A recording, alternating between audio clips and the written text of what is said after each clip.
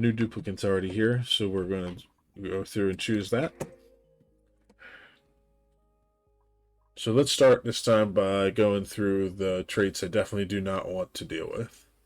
As far as red traits, kitchen menace is not a big deal. It just means that this person will not be our cook. Pacifist, also not a big deal. I'll have plenty of duplicants that can do attacking. Just means that this person won't. Yokel, again, is not a big deal because I already have a researcher, so this person not being able to do research is not a big deal at all. The decreased germ resistance, I don't care about at all because the germs are not a real big problem in this game. So any of these duplicants would be okay to take. As far as they go, the one that I want to focus on picking up is this one here because they have 3 different traits. Just means that they have 3 different skill trees that I can work off of.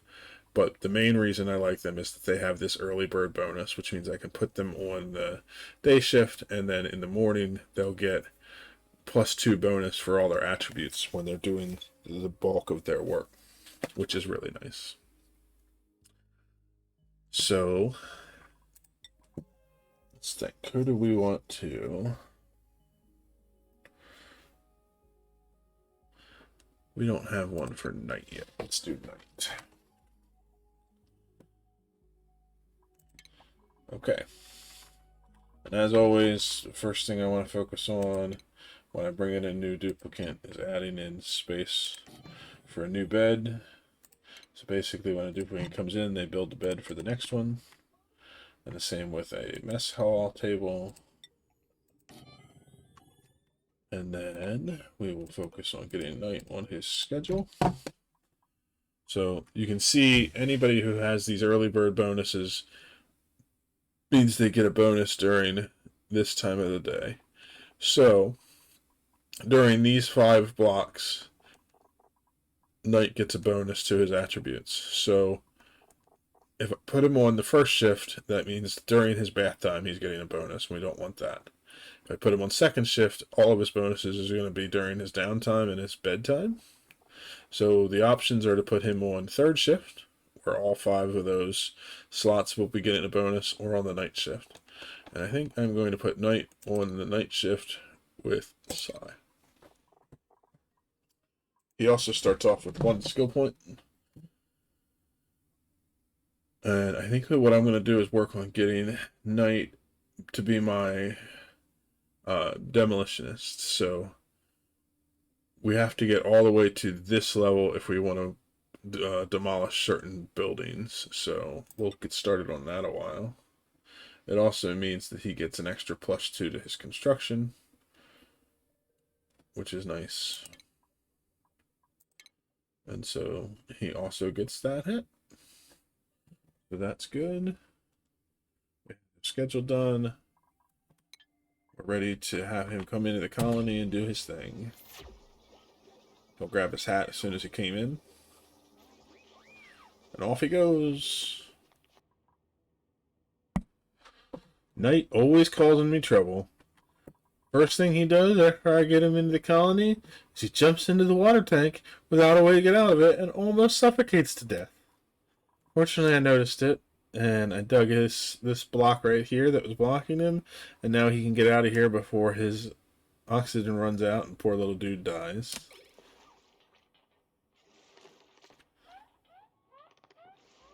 You do have to be careful with the duplicants. It's almost like they're trying to find ways to kill themselves.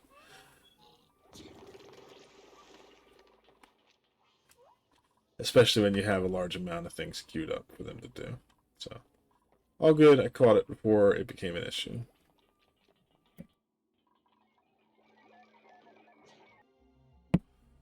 Okay, we've gotten our research done for the stations we need. We're going to switch off of the food research for a second to come down here and research the rock crusher. Rock crusher is going to make refined metals, which we need to make the incubator. So we're going to get that researched first so that while we're researching the incubator, we can be making the amount of refined metal that we need. So that's the next research we're doing. But before we start doing that, we're going to get this first stable set up. So the way we do it is we put in a critter drop off like that. We put in a grooming station here. I have a storage bin there. I like to do that so that that fills up with the food that we're going to use so that they don't have to constantly be running back and forth. And then we're going to put in 2 critter feeders. That means that we have space above and to the side to fit in our automation once we research the automation. And so basically what that's going to do is it's going to remove the coal that the hatchlings create for us, and it will also remove any eggs out as quickly as possible so that the hatchlings in here don't get cramped. So we'll once this is built, I can show you a little better, but we'll have it set up so that you can only have 7 hatchlings in here, because once you have 8, you get a cramp debuff, which lowers their reproduction. But that also counts eggs, so we're going to want to have it set up so that the eggs get moved out as quickly as possible. Until we get the automation researched, we're going to put in a storage bin down here, and we're going to set it to be a high priority and store nothing but eggs. And then that way any eggs that are anywhere, like this one, will get thrown in there. The downside of doing it this way is that once they're in the storage bin, they're not going to continue incubating. Because this one right here, just sitting here, has an incubation rate of plus 5% per cycle. So if I don't do anything, I just left it sit there, 20 cycles from now, that'll turn into a hatch. So we'll put it in here. It will keep them from being incubated, but this is just a temporary measure to make sure that there's no eggs stuck inside these stables while we're getting started. So we're going to let this get built up, and we'll continue on with the next step of the research, and then we'll start working on our next step. We've gotten our next research done, which is for the rock crusher. So I'm temporarily setting that up right here above the research area because I need to have power running to it. The rock crusher is a way to make refined metals. That is like an early game way to do it. Later into the game, when we get into cooling and stuff like that, we can set up a more permanent solution. But this is a temporary way to do it. We don't get a large amount of refined metal, but we get enough that we can get started. And later on, we'll have much better methods. But I'm going to put it right here. It's going to generate some heat, which is one of our problems, but it's not going to be too much. But I definitely don't want it near places where the duplicants are trying to sleep or other things. So that's why we're kind of putting it in the middle, so it's out of the way. That way the heat can kind of disperse into a large area. Once that's up and running, we can start making some refined copper, which is what we'll use to make the incubators, which is what we need to get the eggs incubating at a faster rate. So you can see we're already picking up eggs from all over the map and putting them into this storage bin. Another thing I want to get set up a while is our electric grill, and we'll put it up here in this area because that's where all our heat producers are going to be for now. So we'll get that built too. Extra eggs, like the shine nymph egg that we get in here, we will use to make omelets for the time being. So we'll get an egg cracker set up too. We are taking on a lot of duplicants, which is a positive in the fact that we have a lot of people to do the work, but it is a negative in the fact that our calorie count is going down quickly, so we need to worry about getting as many calories in as we can.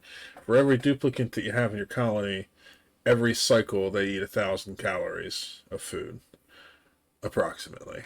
It varies based on some other factors, but so to support 5 duplicants, we need to have 5,000 calories a day, which means at the end of this cycle coming up, we're going to be a little bit short if we don't go find more food. So we're working on more permanent solutions, but the early game, what you want to look for is we have the crops growing, so the Mealwood will provide some food here shortly. So will some of the other ones. But then these items here are buried muck roots. Each of those gives us calories. And then if you look at the map, these spots here where there's like cracks in the soil, each one of those is a buried object.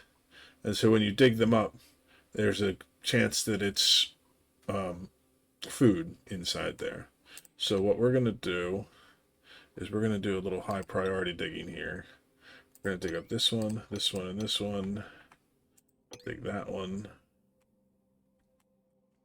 We'll come over and dig this one.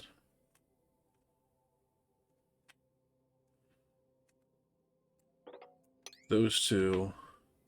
And then we're going to let those go. Hopefully a large number of those are buried muckroot, and that'll give us some food to get us through for the time being. Oh, that one's actually an interesting one. Buried in that spot was a hatch, which is good because now I have just set up this critter drop-off as a space for us to take hatchlings.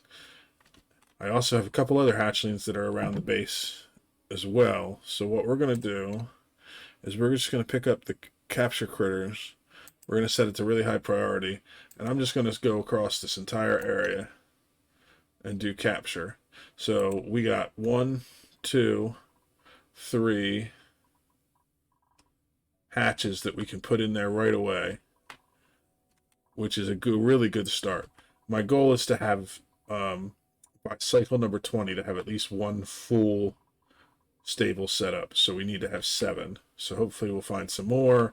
We can start breeding more. We have 1 egg that we can get incubating very soon. So that's good. So because Sai is our rancher, actually I want to start working on priorities for that. We want to make it so that Sai's highest priority is ranching.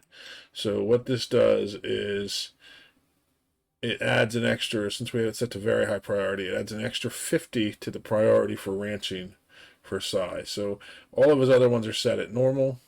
This one's set at this. That means if there's any ranching skills or ranching tasks that need done, Sai is going to run and do them if possible. So when we look at this hatch and we look at its errands, we can see that immediately Sai is running and doing that because his total priority is 59.69 for that object. And if we look at Sai's other things, the priority for him to dig this spot here is 37.48 because his dig priority is standard, which is 30. So that's how it calculates what tasks each duplicate does. But we want Sai to collect these hatches and put them in this room as quickly as possible so that we can start grooming them as soon as we can.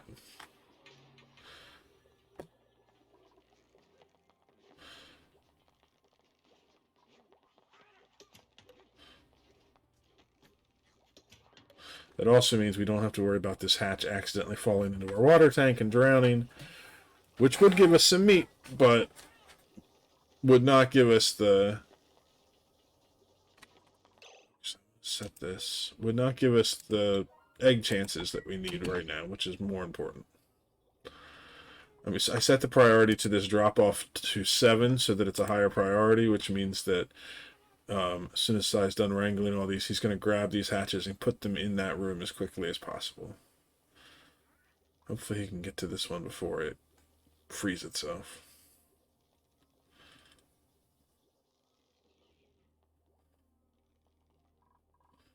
One thing to point out, yeah, there he goes, good, got that one. I set these doors so that they're open, same as I did with some of the other ones up here, so that duplicates can move through them faster.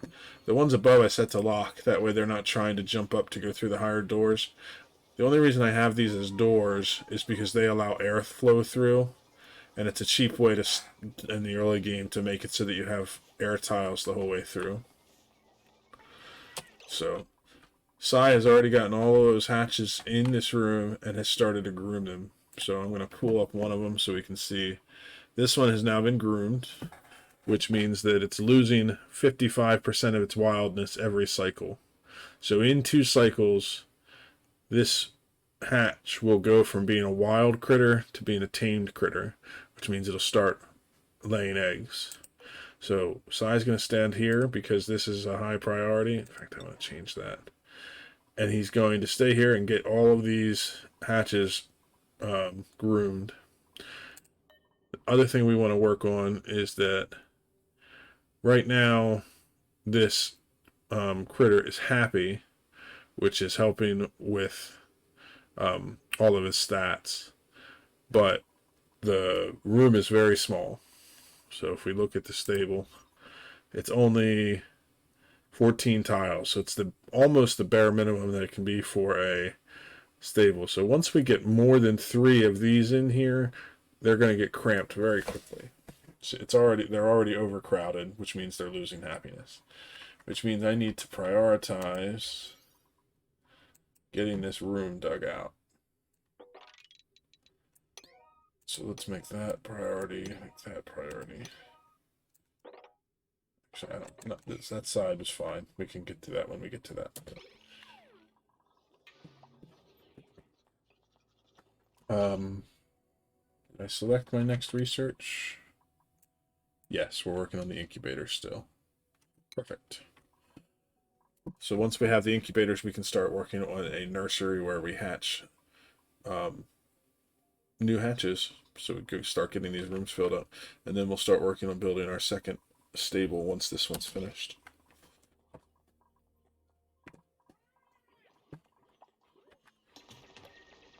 There's another buried object coming up. Let's see what we get. Yeah, there we go. That was a muck root that was buried there. So that gives us an extra 800 calories once that gets picked up and put into food storage.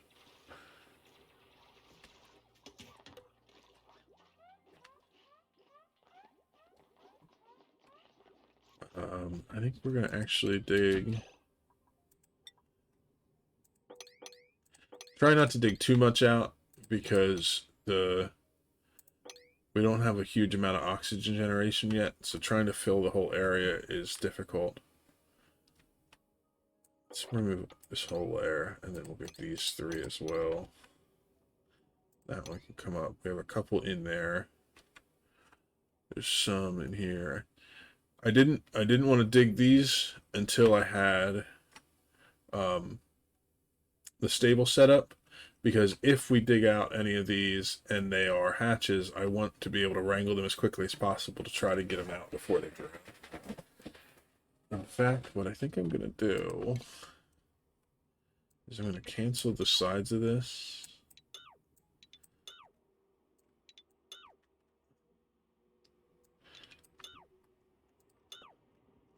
And then we'll come in from the side here and work our way down to get to those spots, at least the ones we can, without letting too much water in.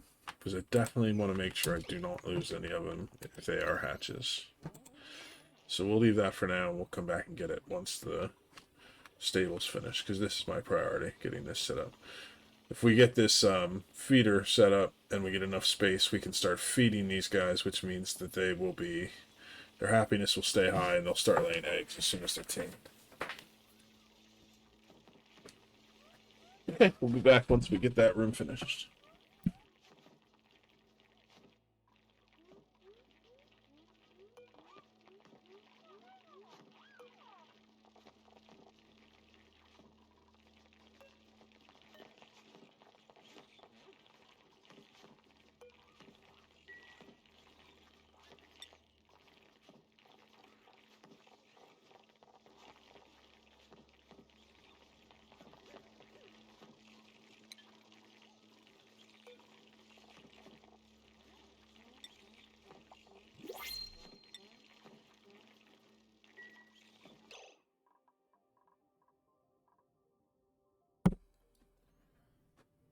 Alright, we got the last duplicate that we're going to pull out for this episode popped up in the printing pod, so let's give it a check and see what we got.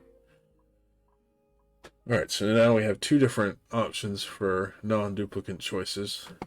The two duplicates we can pick up are... Neither of these negative traits have problems. I don't have any issues with that. This one is somebody who has 3 traits, which I like. They have increased cuisine, so we can make this our cook, which is good because it's the next thing we need to get. They also have increased husbandry, so I can give them a secondary skill once we have enough skill points as another rancher, which is good because we want to have more than one rancher so that we can always be doing ranching tasks even while our ranchers are on their downtime or in their bed. So let's pick up this duplicate.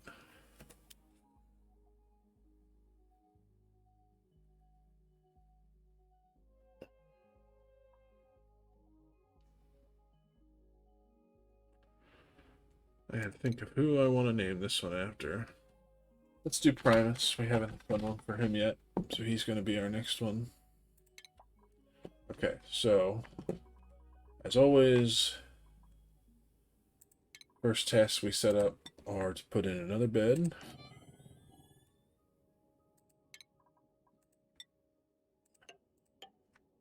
And another mess table. And then we want to put Primus on the schedule. He's eventually going to be a rancher, so we definitely don't want him on the same schedule as Sai. Let's put him on second shift. As far as his skills, we're going to start him out as my cook, because I need one sooner rather than later. And we'll go from there. So once we get into farming, he'll be able to do farming without morale costs. So let's let him get started.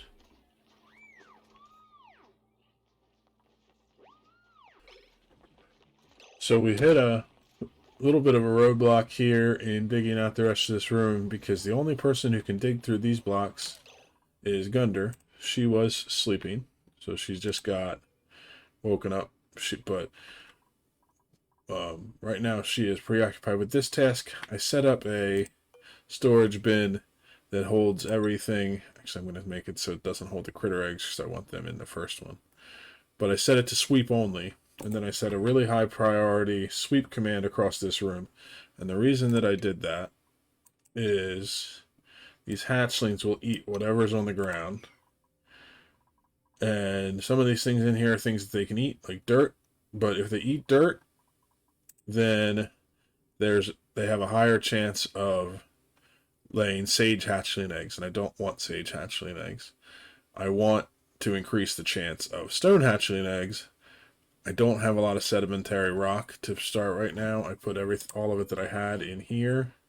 So hopefully we can use that to get some stone hatchlings, but that's our ultimate goal. But for now, I set this critter feeder to have sandstone, which means that I'll get more hatchling eggs.